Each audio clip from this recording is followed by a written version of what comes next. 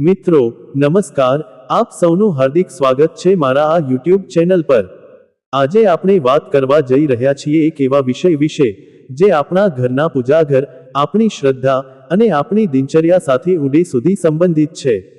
આપણે બધા ઘરમાં પૂજાઘર રાખીએ છીએ અને તેમાં ભગવાનની મૂર્તિઓ, ચિત્રો કે શ્રીયંત્રો સ્થાપિત કરીએ છીએ। પરંતુ શું તમે ક્યારેય વિચાર્યું છે કે શું આપણે આ મૂર્તિઓને રોજ સ્નાન કરાવવું જોઈએ? શું રોજ સ્નાન કરાવવાથી ભગવાન પ્રસન્ન થાય છે અથવા તેનાથી ઉલટું કોઈ ધાર્મિક નિયમોનું ઉલ્લંઘન થાય છે? શું મૂર્તિને જળ, દૂધ, દહીં કે પંચામૃતથી સ્નાન કરાવવું જોઈએ? શું નાની ધાતુની મૂર્તિ અને મોટી સ્થિર મૂર્તિ સાથે અલગ રીતે વર્તાવવું જોઈએ? આ તમામ પ્રશ્નોના જવાબો વિવિધ ધાર્મિક પરંપરાઓ, આગમશાસ્ત્રો અને લોકમાન્યતાઓમાં અલગ અલગ મળે છે।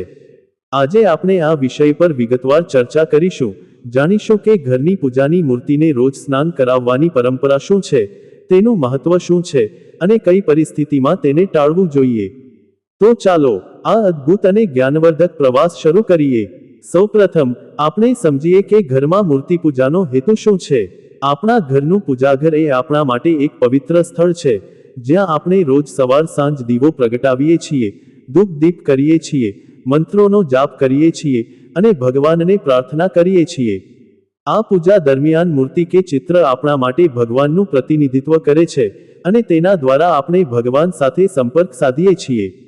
હિન્દુ ધર્મમાં મૂર્તિ પૂજાની પરંપરા અત્યંત પ્રાચીન છે અને તેનો ઉલ્લેખ વેદોથી લઈને પુરાણો સુધી અને આગમશાસ્ત્રોમાં પણ જોવા મળે છે। પરંતુ મૂર્તિ પૂજા એટલે ફક્ત મૂર્તિની સામે પ્રાર્થના કરવી એટલું જ નથી, તેમાં મૂર્તિની યોગ્ય સ્થાપના, યોગ્ય પૂજન અને યોગ્ય જાળવણી પણ સામેલ છે।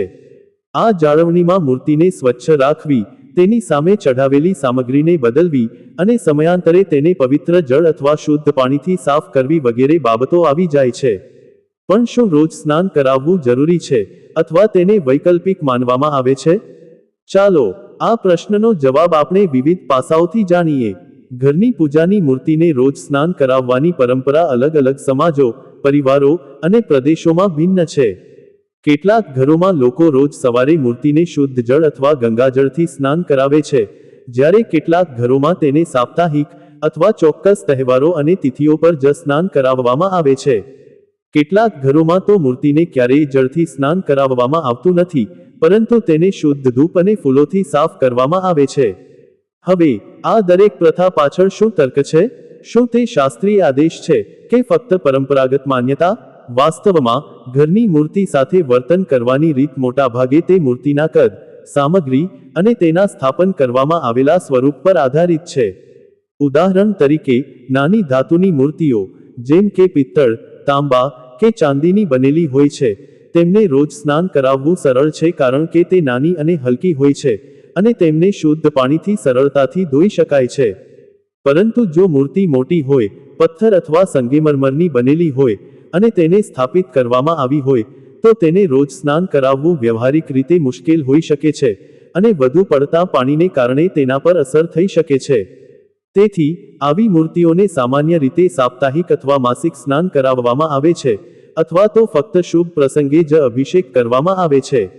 આ ઉપરાંત ઘણા શાસ્ત્રીય સંદર્ભો અને આગમ ગ્રંથો અનુસાર, જો મૂર્તિ નાની હોય અને તેની પૂજા દરરોજ કરવામાં આવતી હોય, તો તેને પ્રતિદિન સ્નાન કરાવવાનું વિધાન છે। આમ મૂર્તિને રોજ સ્નાન કરાવવું કે નહીં તે તેની સામગ્રી, કદ અને તમારી ઘરેલું પરંપરા પર નિર્ભર કરે છે। હવે આપણે બીજા મહત્વપૂર્ણ પાસા વિશે જાણીએ, કઈ મૂર્તિને જળથી અભિષેક કરાય છે? આ પ્રશ્નનો જવાબ ખૂબ જ રસપ્રદ છે। શિવલિંગ એ એવી મૂર્તિ છે જેને પરંપરાગત રીતે જળ અને અન્ય પ્રવાહીઓથી અભિષેક કરવામાં આવે છે। શિવપૂજામાં શિવલિંગ પર જળ, દૂધ, દહીં, ઘી, શહેર, ગંગાજળ, બેલપત્ર અને અન્ય વસ્તુઓ ચઢાવવાની પરંપરા ખૂબ જ જૂની છે। એવું માનવામાં આવે છે કે શિવલિંગ પર જળ ચઢાવવાથી શિવજી પ્રસન્ન થાય છે। પણ શું અન્ય દેવી દેવતાઓની મૂર્તિઓને પણ રોજ જળથી અભિષેક કરવો જોઈએ? કેટલાક ધાર્મિક ગ્રંથો અને આગમશાસ્ત્રો અનુસાર વિષ્ણુ, લક્ષ્મી, સરસ્વતી, ગણેશ, હનુમાન જેવા દેવી દેવતાઓને પણ જળથી સ્નાન કરાવવાનો ઉલ્લેખ છે, પણ તે સામાન્ય રીતે વિશેષ તિથિઓ, તહેવારો અથવા અભિષેકના વિશિષ્ટ પ્રસંગો પર જ કરવામાં આવે છે। દૈનિક પૂજામાં તેમને ફક્ત પવિત્ર પાણીથી સાફ કરીને શુદ્ધ વસ્ત્ર વડે લૂછીને અને ફૂલ ચંદનથી શણગારવામાં આવે છે. ઘણા ઘરોમાં રોજની પૂજા દરમિયાન મૂર્તિને સ્નાન કરાવવાને બદલે તેના પર શુદ્ધ જળના થોડા ટીપાં છાંટવામાં આવે છે અને તેને શુદ્ધ કપડાથી સાફ કરવામાં આવે છે. આમ શિવલિંગ સિવાયની મૂર્તિઓને રોજ સ્નાન કરાવવી એ સામાન્ય રીતે જોવા મળતી પ્રથા નથી, પરંતુ તે પણ પરંપરા અને શ્રદ્ધા પર આધારિત છે.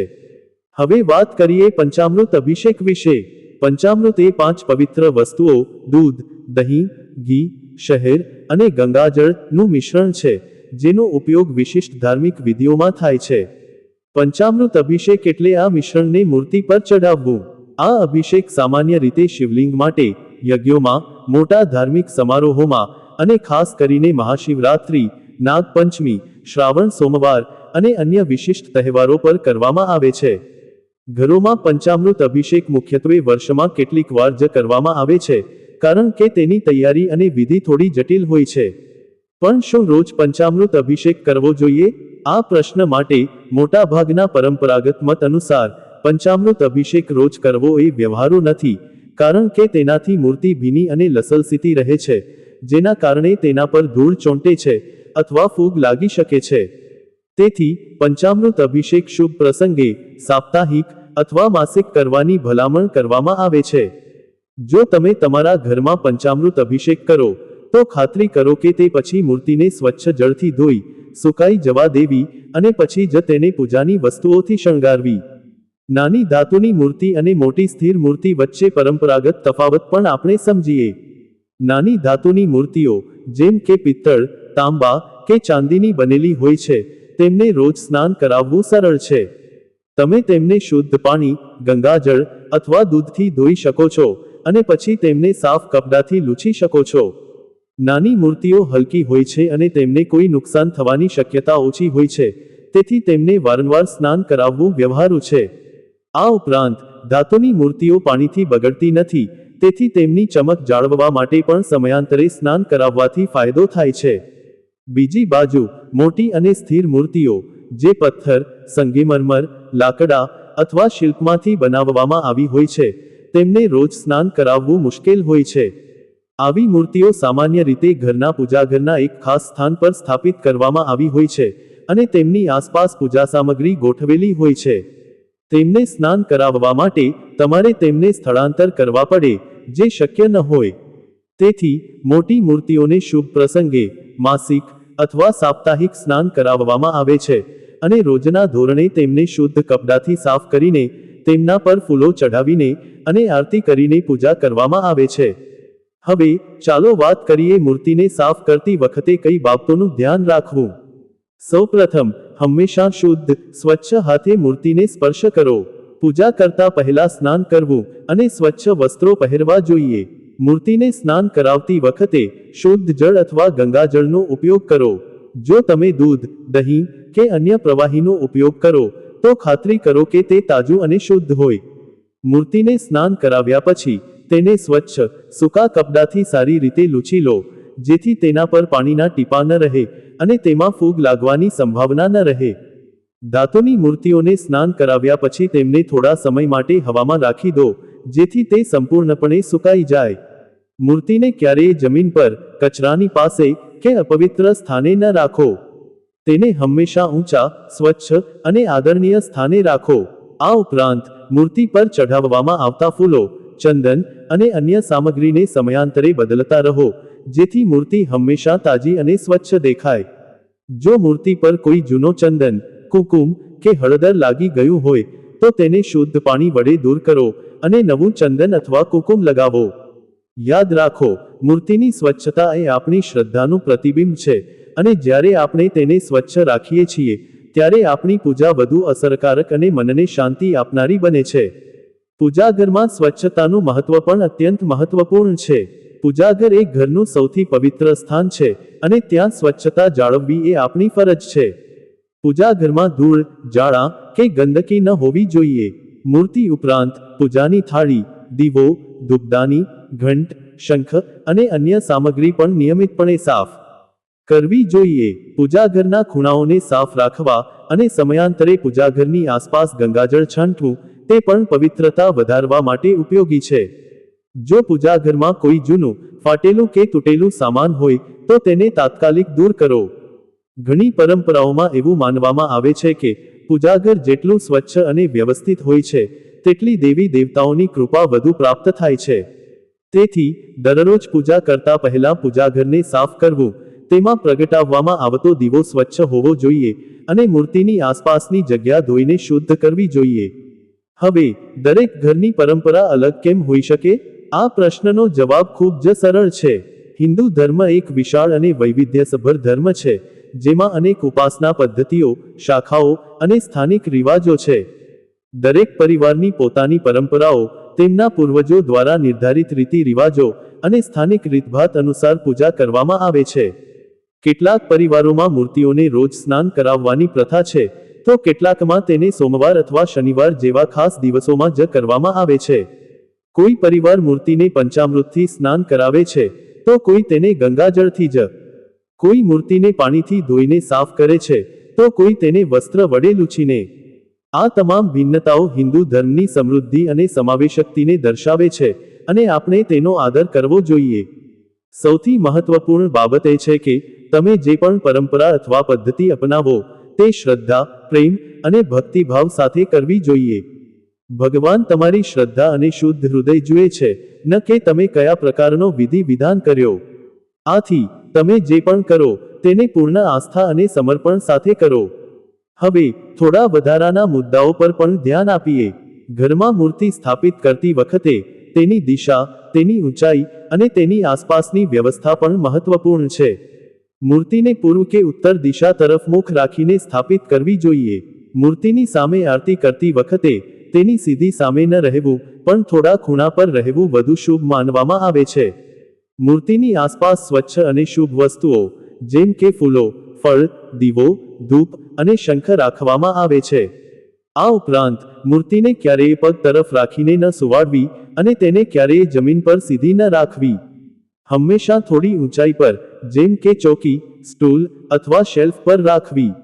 આ તમામ નિયમો મૂર્તિ પૂજાની પવિત્રતાને જાળવવા માટે છે.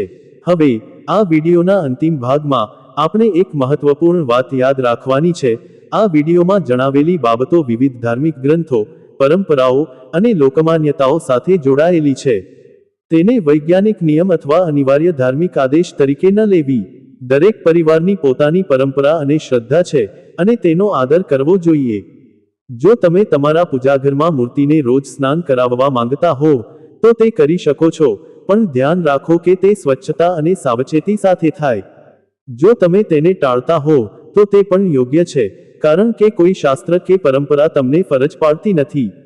સૌથી મહત્વપૂર્ણ બાબત એ છે કે તમારી પૂજા, તમારો ભક્તિભાવ અને તમારી શ્રદ્ધા નિષ્કલંક અને પ્રેમાળ હોય. ભગવાન તમારા હૃદયમાં રહે છે, અને તેને તમારા આચરણ અને વિચારોની કાળજી છે. મિત્રો, હું આશા રાખું છું કે આજનો આ વિડીયો તમને ગમ્યો હશે અને તમને પૂજાઘરમાં મૂર્તિને સ્નાન કરાવવા સંબંધિત ધાર્મિક પરંપરાઓ, લોકમાન્યતાઓ અને વ્યવહારુ સૂચનો વિશે સ્પષ્ટ સમજણ મળી હશે. જો તમારા મનમાં કોઈ પ્રશ્ન હોય તો તેને કોમેન્ટ બોક્સમાં જરૂરથી પૂછો. હું તેમના જવાબો આપવાનો પ્રયાસ કરીશ. જો તમને આ વિડીયો ઉપયોગી લાગ્યો હોય તો કૃપા કરીને તેને લાઈક કરો, તમારા મિત્રો અને પરિવાર સાથે શેર કરો અને અમારી ચેનલને સબસ્ક્રાઇબ કરવાનું ભૂલશો નહીં. આવા વધુ જ્ઞાનવર્ધક અને ઉપયોગી વિડીયો માટે આપણી સાથે જોડાયેલા રહો. તમારો આટલો કિંમતી સમય આપવા બદલ હૃદયપૂર્વક આભાર. ફરી મળીશું એક નવા અને રસપ્રદ વિષય સાથે. ત્યાં સુધી તમારી સંભાળ રાખજો, તમારા પૂજાઘરની સંભાળ રાખજો અને ભગવાનની કૃપા તમારા પર હંમેશા વરસતી રહે. નમસ્કાર.